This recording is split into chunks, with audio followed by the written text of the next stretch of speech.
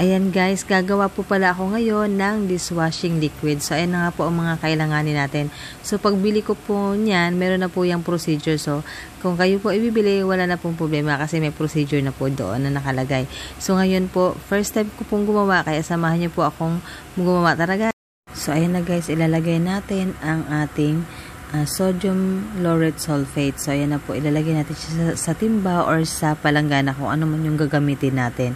So isisimutin lang po natin ang laman niyan para walang sayang. And then pagkatapos natin ilagay ay isunod naman natin ang ating salt. So yung ang gagawin natin dyan guys ay hahaluin lang natin siya hanggang sa maging creamy white siya. So, wala nga akong panghalo, kaya ang gagamitin ko ay yung sandok. So, yun na po. Kailangan creamy white. So, pag na-achieve na natin yan, ilalagay natin ang tubig ng paunti-unti. Hindi po lahat agad. Pero, ang kailangan po nating tubig dyan ay 15 liters. So, hindi natin lahat-lahatin. So, haluin lang muna natin. So, pag nakita natin na okay na siya, saka na tayo magdagdag ng tubig hanggang sa maging umabot ito ng 15 liters. So, ayun na nga po, umabot na siya ng 15 liters.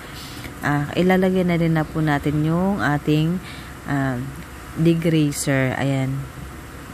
Tapos yung foam booster and then yung ating neutralizer. So, yun po ang mga ilalagay natin ng sabay-sabay at kasama na rin po yung mali sa kasi yan na po yung pinakahuli natin gagawin. Ang ilagay lahat yan. Yan ang neutralizer. And then yung nasa maliit na pakete. Yan.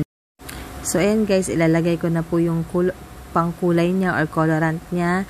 And then, kasabay na rin po niyan yung antibac at yung preservative. And then, yun na nga, yung pang-moisturizer. So, ayan na nga siya. Sa isang paketing kanina na maliit na po yun ang inilagay ko lahat. Sabay-sabay na po yan. Tapos, hahaluin na din siya. Kasi yun na yung pang-last na procedure. So, ayan na po. Ilagay na natin lahat. And then, yan nga po, ito na yung time na maghahalo ako na sobrang kailangan haluin. Tsaka sa paghahalo nga po pala niyan guys, kailangan natin ng isang stroke lang ang gagawin natin. Kasi sabi nga po dito sa nabasa ko sa procedure na kailangan po pag hinalo mo siya ay isang direksyon lamang dahil pagka inano mo siya sa ibang direksyon, maaari siyang umapo yung bula. Basta ganun yung nakalagay. So, sa tingin ko naman maayos yung aking pagkagawa. Ayan.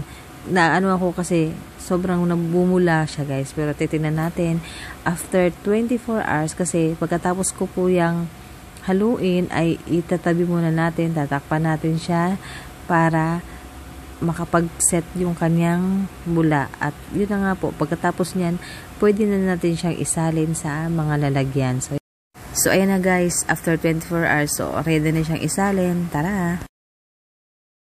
Ayan guys, meron na akong panghugas ng plato. So, ayan na, tuwang-tuwa ako. So, ayan na po, kung maisip ko po itong ibenta, pwede rin. So, ayan na nga po, sa aking paggawa, hindi naman po ako pumalpak. Kaya ko pala. So, ayan. So, thank you for watching guys and sa inyong support. Bye!